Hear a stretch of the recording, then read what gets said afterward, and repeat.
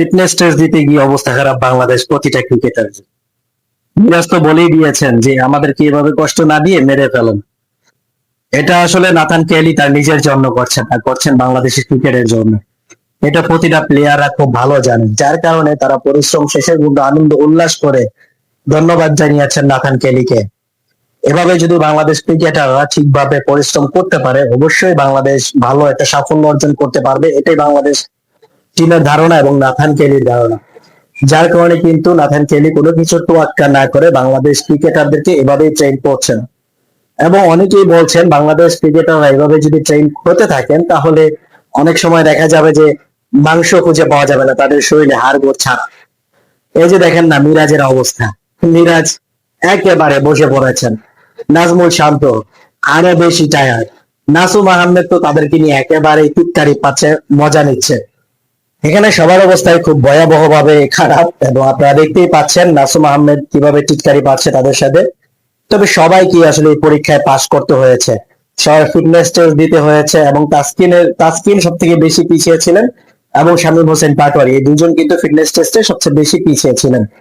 তাছাড়া বাংলাদেশ টিমের অনেক ভালো পরিশ্রম করেছে, এবং নতুন ট্রেনার নাথান কেলি তিনি কিন্তু বলেছে যে বাংলাদেশ ক্রিকেটাররা অনেক বেশি পরিশ্রমী, এবং তারা ফিল্ডিংটা অনেক ভালোভাবে করার ট্রাই করে যাতে করে কোনোভাবে মিস ফিল্ড না হয়।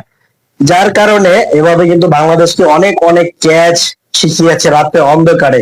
অন্ধকারে বলতে ফ্লাড লাইটের আলোতে, বিকজ ফ্লাড লাইটের আলোতে কিন্তু আপনার সমস্যা হয়, ক্যাচিং ধরতে সমস্যা হয়, ক্যাচ ধরতে সমস্যা হয়।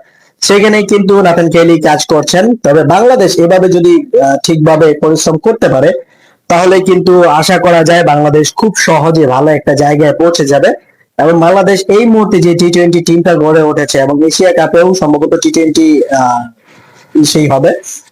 তো এইভাবে আসলে সবাই প্র্যাকটিস করতে থাকলে, এভাবে যদি ব্যাটিং এ আলাদাভাবে তাদেরকে এফোর্ট দেওয়া হয়, এবং ফিল্ডিং এ, ক্যাচিং এ, তারপর এরকম ভাবে ফিটনেস টেস্টে প্রতিদিন আপনার ফিটনেস পরীক্ষা এবং প্র্যাকটিস করা, আশা করি বাংলাদেশ টিম অনেকটাই ঘুরে দাঁড়াবে। নাথান কেলি আসলে তিনি একটি স্বভাবজাত মেজাজি মানুষ, তিনি আসলে কাউকে তোয়াক্কা করেন না। তার একটাই কথা, আমি বাংলাদেশ ট্রেনার হিসেবে এসেছি, তাদেরকে এমন ভাবেই ট্রেন করব যাতে করে তারা ভালো একটা পজিশনে যেতে পারে, বাংলাদেশ ক্রিকেট যেন তাদের যে স্বপ্নের যে চূড়াটা সেখানে যেন স্পর্শ করতে পারে। আমরা আসলে বাংলাদেশিরা খুব বেশি হতভাগা, আমরা কোনো আসলে কোয়ার্টার ফাইনাল, সেমিফাইনালও খেলতে পারি না, ফাইনাল তো অনেক দূরের কথা। তবে নাথান কেলির হাত ধরে কি আমরা পাবো এবার এশিয়া কাপটা? আমার কাছে মনে হয় খুব ভালো একটা সুযোগ তৈরি হবে। শুধুমাত্র বাধা হিসাবে ইন্ডিয়াই থাকবে, তাছাড়া আর আমি মনে করি বাংলাদেশ ফাইনালে যেতে আর খুব একটা বেশি সমস্যা হবে না। একমাত্র ইন্ডিয়াকে যদি তারা ফাইনালের দিকে গিয়ে, ইন্ডিয়া তো ফাইনালিস্ট হয়ে থাকবে, বিকজ ইন্ডিয়া যে টিম তারা অলিখিত ফাইনাল, তারা ফাইনাল খেলবে।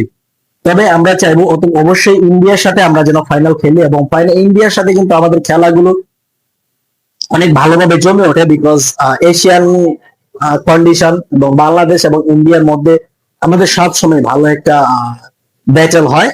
এবং আমাদেরও আশা থাকবে বাংলাদেশ এখানে পাস করে যাবে, এবং এশিয়া কাপটা আশা করা যায় বাংলাদেশের দখলে আসবে। সবার মতামত কমেন্টে জানাবেন প্লিজ, এবং সবাই দোয়া করবেন। একটু অসুস্থ, গলার বয়স শুনে বুঝতে পারছেন, ঠান্ডা জ্বর।